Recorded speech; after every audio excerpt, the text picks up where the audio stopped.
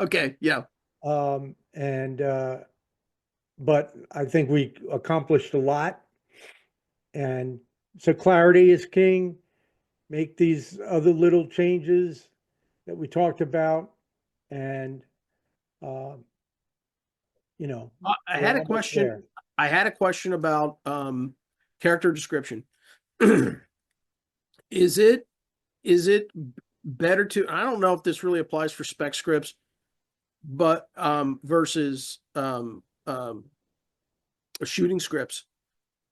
When is it important to put like the race of a character in the description of the character? Like like Dieter Tully, skinny, white, 22, computer savant. When is it when is it important to do that? Is it important to do that in the spec script? So Oh yeah, yeah. okay, It and just a few, a few were trim, athletic. Those are the word, just one word to describe body type. Uh, but anything that stands out, that's relatable to the character. If he's 22 and he's balding, that is going to be a big issue to a sure, 22-year-old.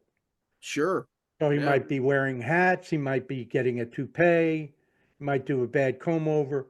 There are all sorts of things. I didn't have that problem, you know. right, Um, I was blessed with a full head of hair.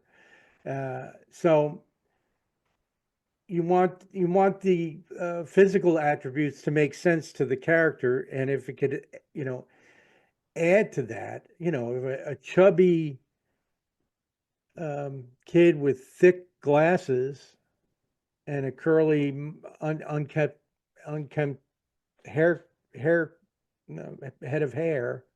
right. Nest of You hair, know, yeah, I yeah, would see as probably sloppy but brilliant.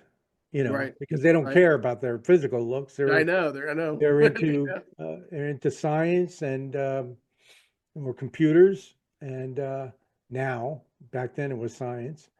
So and girls, ooh, right. what's his name? The guy from Wolf of Wall Street, Jonah Hill made an entire career I on know, that right? Yeah, he character. made it. Yeah, you're absolutely right. Yeah. Oh my God. He ended up losing weight because they're driven by the fact he didn't want to be that anymore. Right. So, but he would have had a fantastic. He has a great career, but he's one of my favorite actors. Um, Me too.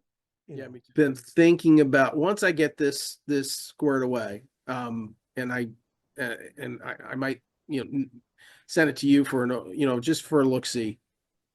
Um, I was thinking about approaching Trident Media.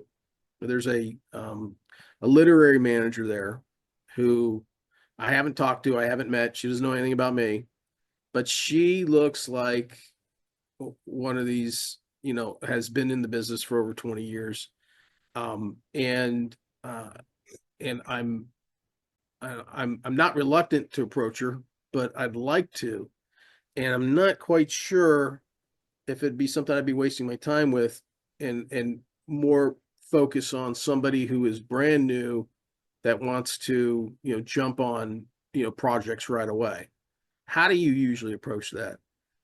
are you we talking about a book or the Dieter Well, Tully script? theater totally script, yeah, Um, I would I would include her in your initial queries. right, Um, okay.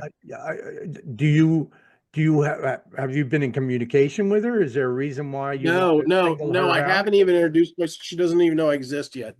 So I'm thinking about But just why are you thinking about her as opposed, well because I've seen the business that she's done. I have no she's I'm looking at the project she's been involved with okay, uh, and stuff like that. So I did some research on her, all right.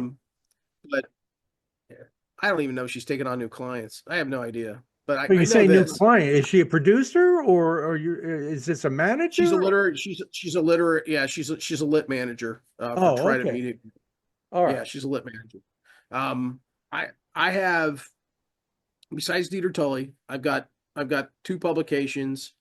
I'm working on my third installation to the Churn series. I That's went on what we were going to vacation, talk about. and so I have this. I've got um, these works, and then there's another book that I'm playing with right now that I have in my mind, but I'm thinking about turning that out into a spec script, and that's called Red Streets. But I've run, man, I have kept you so long.